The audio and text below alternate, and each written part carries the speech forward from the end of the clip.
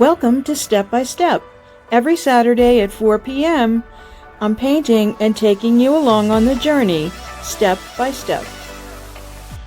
When we left you last, we were just starting to work on the inside. I wasn't quite sure exactly what I was going to do, so I did remove the front of the piece so that I could more easily get into the middle, because I wanted to remove that section inside. And trust me when I tell you, it took me a while to figure out how it was in there, but I knew I could get it out. So I finally got it out, and so I start to decoupage using a redesign with Prima rice paper and using Dixie Belle's flat sealer. So I just paint the surface and it looks really blue there, and I'm using the scarlet brush, and I lay the paper down that I've already cut, and I already did half of it, and I'm just putting it into position. I didn't take it the whole way back just because I knew that I would be inserting that middle section again. And I also worked on the sides because I knew they would be visible. And the plan was also to do the front, the drop down section. So after you put that coat of sealer on there and get the paper into position, then you want to coat it again with the flat sealer on top of it. It's a really easy process, and it gives you a really good look. Decoupage is great to do on the front of a piece with one particular image, or you can use this rice paper is great, or decoupage paper, and you can use it on drawer sides and the backs of cabinets or all kinds of things to give some character and life and pattern to the insides of furniture or wherever you want. It's also great for little projects, like maybe tissue boxes and little wooden objects. Pretty cool to use with that as well.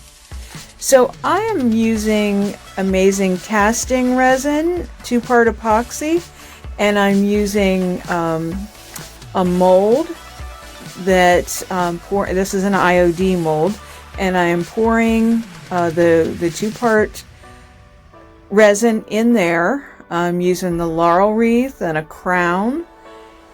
I had used the laurel wreath on a chair that I was making also for this customer, or not making, but redoing. I painted a chair, an upholstered chair for her, and that's in one of my videos somewhere. But this stuff is amazing. It sets up in 20 minutes, and I do have other videos on it. But look, you can see, it's amazing. You can see it set up before your eyes. I'm moving it out of the way, but you can just see it gets white. So this is when it's completely cured and ready to pull out. It could sit a little longer, and then these molds would pop right out. I kind of, pushed it a little bit like I always do, but I'm just kind of taking them out now. And if I were to use them now, they're flexible. So you see how I'm pulling them out like that? They're flexible. If you're going around the corners, look at the detail on that. If you're going around corners of furniture or something, that's when you want it in that state. But if you let it get completely hard, then you can even put it in the microwave for about 15 seconds to soften it up if you need to move it. Now I am using Dixie Belle's Gemstone Moose in Golden Gem to paint the door handles that were on there, drawer knobs. They are wooden and they're carved, so they're really cool looking. And this is just perfect to give it a metallic look that will tie in with the rest of the piece. So remember, we used Peony was the color, and also we used Gold Digger Moonshine metallics on the legs and in between the drawers.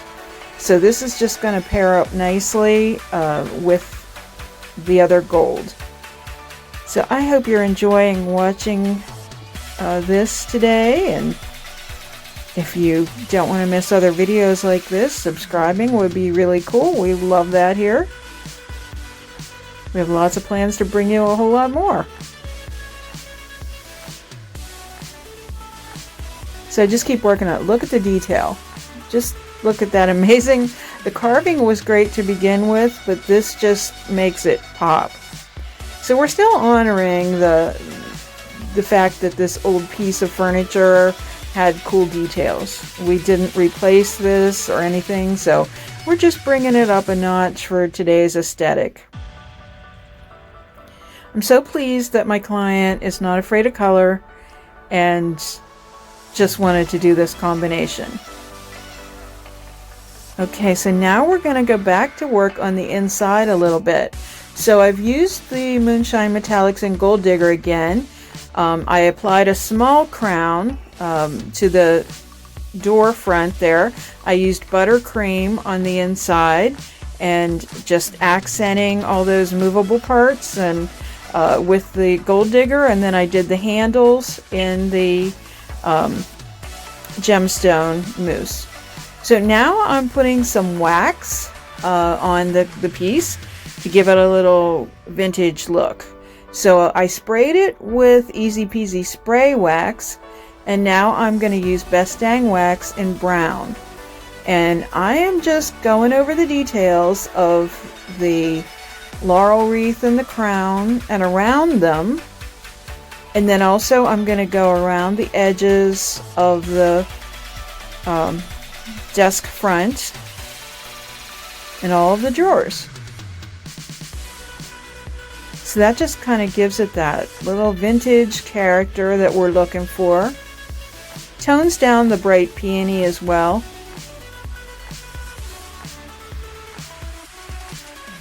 So I always like to get the corners first, because they are the areas that would be most showing signs of age. So those are the areas you want to distress first. You don't have to do them first, just make sure you don't forget those areas. And I kind of like to pull the brush in on the sides a little bit, kind of gives it a nice edge.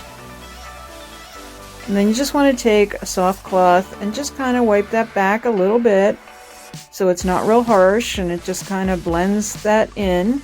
If you feel like you have too much in an area, that's why we use the Easy Peasy first. You can reapply the Easy Peasy and it just acts as an eraser to pull back some of that dark wax if you want. So now I'm going to go to the drawer fronts, spray them down with the Easy Peasy first. Just kind of wipe that in a little bit. And then back with the Best Dang wax.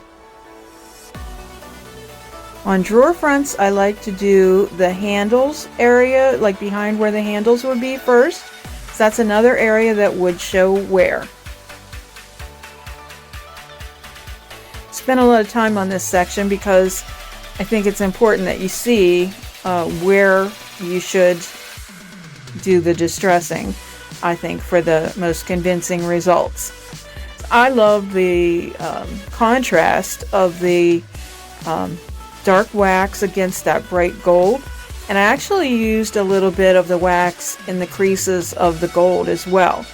That to me shows a little bit of age, but I don't tone it down too much because it's just gorgeous and we don't want to lose that, because real gold, let's face it, real gold doesn't get too dull, just a little bit.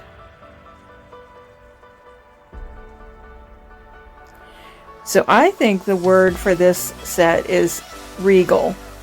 The crowns kind of echo that, but I just think that is the description that I'm using for this color combination.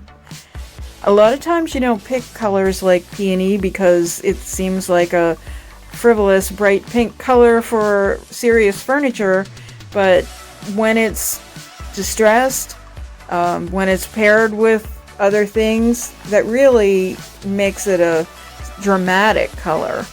So don't be afraid of color. Best thing to do is find a nightstand or something like that with a lot of ornate details at a thrift store or a curbside find, and if you work with that and do all these steps, see what you can do, and then maybe you'll feel confident to attack larger pieces of furniture. So here's the tour of the inside, and I think it's a really nice contrast or complement to the rest of the piece. So here she is in her glory. I am pretty pleased with it. Those knobs. I hope you'll try something fun like this too.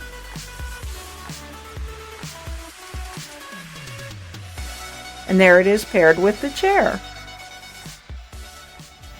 I want to thank you so much for watching today, and we hope you visit us at lavintagedecor.company, and on Instagram we're lavintagedecor, and on Facebook you'll find us at lavintagedecor Altoona. Stay well